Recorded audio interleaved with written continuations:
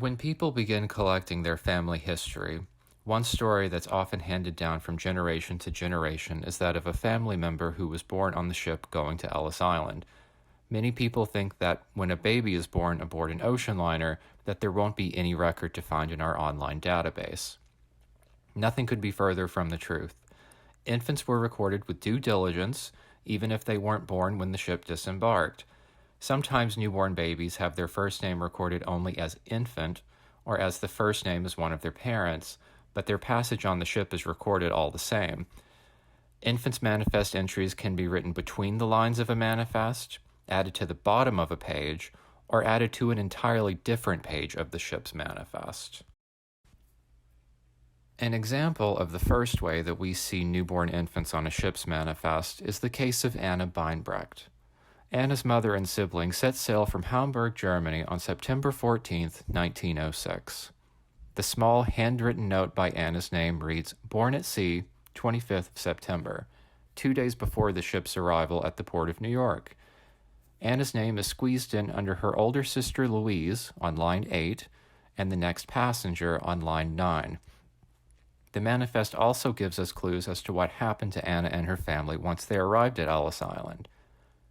Each member of the family has an SI written by their name, meaning they were held for special inquiry. Their detention record states this was because Anna and her mother were briefly in the Ellis Island hospital. On more recent manifests, it's common to see newborn children's names added to the bottom of a manifest page. Each manifest page contains space for 30 names on average, and when there was room at the bottom of a page, that blank space was often used for other purposes, such as adding the information of new passengers. Baby Willem joined the Duma family, traveling from Rotterdam in 1936, 4 days before they reached New York City. As this manifest page was relatively empty, his name was added at the bottom with a note that he was with his father Ernst, who was on line 1. His place of birth is given as the SS Veendam, Atlantic Ocean, in column 11. Again, we see the special inquiry note by the family's names. The second page of this manifest notes that both Willem and his mother Aukje were held for a medical inspection at Ellis Island. We also see that the ship's manifest made note of Aukje's status as an expectant mother. Under condition of health in column 32, there is a note that reads, "Pregnancy, about 7 months." Sometimes, when there is no room on a manifest page to add a name, infants will be put on another page. Mary Nikchevich was born aboard the SS Andania just before Christmas 1923, while her parents were emigrating to Detroit, Michigan via the port of New York. Her name is recorded here on manifest list number C4. The handwritten note between her first and last names reads, "Parents on C3." Sure enough, when we turn to list number C3, we see her family on lines 10 through 13 with a corresponding note. There were also instances where a birth aboard the ship does not have a happy ending for the family. On this 1893 voyage, a male child was born to Mr. and Mrs. Campbell, who were traveling second class.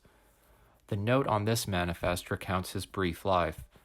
He was born at 2 a.m. on February 12th, passed away at 9 a.m. the same morning, and at midday, quote, "The body of child Campbell was consigned to the deep." Even though he did not survive to see America's shores, his voyage has been recorded. Other issues could arise for children born at sea once they arrived in the United States. How would their nationality be recorded? Would they exceed quotas put in place by immigration laws of the day? Would they be deported if their mother's health was deemed unfit? Regardless of what issues arose later, the important thing to remember when looking at the arrival records is this. Passengers born during the voyage to America were documented, and they can be found in our searchable online database. Please check our website for further tips, and if you haven't already, register for a free account on our website. We also invite you to add and follow us on our social media pages. Our handle is Statue-Ellis FDN.